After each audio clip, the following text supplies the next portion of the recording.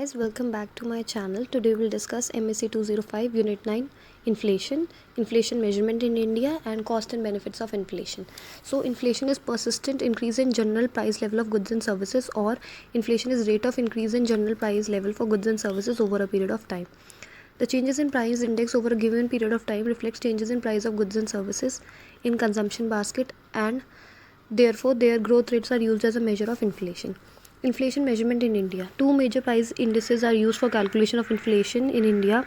First is CPI, that is Consumer Price Index, and second is WPI, Wholesale Price Index. CPI reflects the average retail price faced by consumer. There are four measures of CPI in India: CPI rural, urban, combined, whose base year is 2012; CPI industrial worker, whose base year is 2016; CPI rural labor; CPI agricultural labor. Out of these, the most important one is CPI combined, being used for monetary policy purposes. WPI reflects the price level for the first point of wholesale or bulk transaction. In India, WPI is taken as a proxy for producer prices, that is prices faced by producers, which unlike other countries are not ST. The current WPI series has a base year of 2011-12. It is also calculated based on last year's price index formula. Now the cost of inflation.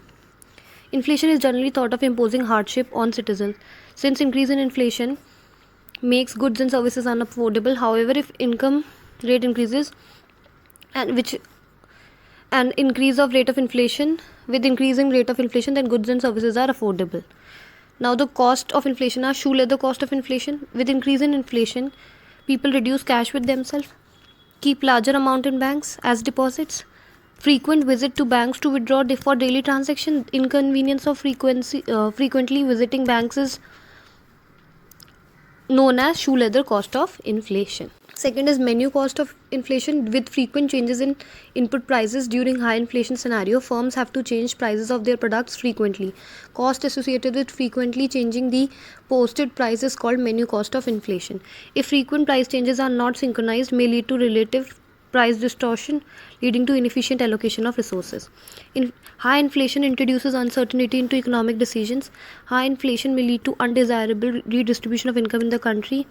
Low income household dependent on wages and cash holding for their day-to-day transactions. During high inflation, cash holding lose their value quickly. Wages are not indexed to inflation. As informal sector, it may take time before wages respond to increased prices. High income or rich income household hold wealth in non-cash assets, which would not be affected much. Therefore, high level of inflation may widen the gap between rich and poor in the economy, thereby increasing the income inequality. Benefits of inflation. First is higher profit. Producer can sell at higher prices. Second is better investment returns. Investor and entrepreneur receive additional incentives for investing in productive activities. Third is increase in production. Producer receive right investment, which leads to creation of more goods and services and increased production. Also, more money leads to more spending, which leads to increase in aggregate demand, which leads to increase in production. Keynes believed that some inflation was necessary to prevent paradox of thrift. Fourth is benefit to borrowers. Since the purchasing power of money reduces, why it reduces? क्योंकि जो interest rate होता है R is less than inflation rate. Therefore, the borrower gain, because the real value of money that the borrower is actually paying is less than that money he has borrowed. Fifth is moderate inflation enables adjustment of wages. It makes easier to adjust relative wages. For example, maybe it is difficult to cut nominal wages since workers resist nominal wage cut, but if average wages are rising due to inflation, it is easier to increase wages of productive workers while wages of unproductive workers remain unchanged, a real cut. Now we'll explain paradox of shift. Paradox of shift: when the prices fall because the country is too productive, consumer hold off their purchase to wait for a fair or a better deal.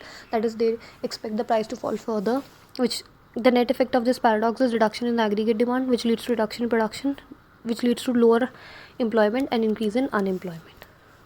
Therefore, we do not want zero inflation because of the above following reason. Benefits of inflation.